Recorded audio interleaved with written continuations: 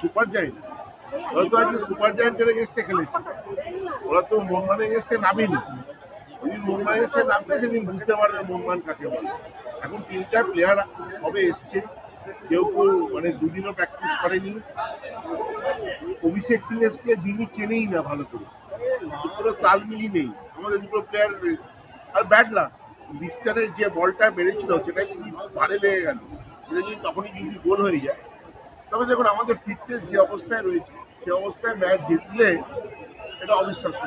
ওরা সিনিয়র টিমটাকে কলকাতায় লিগে খেলিয়ে অনেকটা এগিয়ে আছে, এবং আমি আমার আগেও বলেছিলাম যে রিজনেবল এগিয়ে আছে।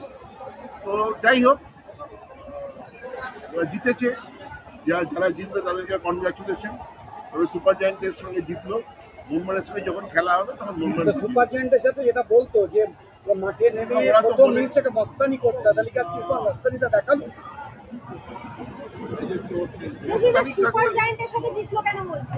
কালকে একটা দেখছিলাম কোনো একজন ওদের কর্মকর্তা বলেছে যে আমরা তো মুম্বাইয়ের থেকে খেলতে যাচ্ছি না, আমরা তো সুপার জায়েন্ট দেখে গেছি।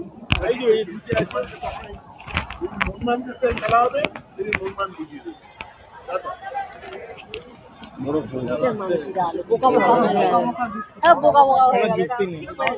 থাপ্পড়টা আমি ভালো করে ভেবেছিলাম দেবে, সেটা হলো না। এই কি হলো রমেশ দা, কি দেখা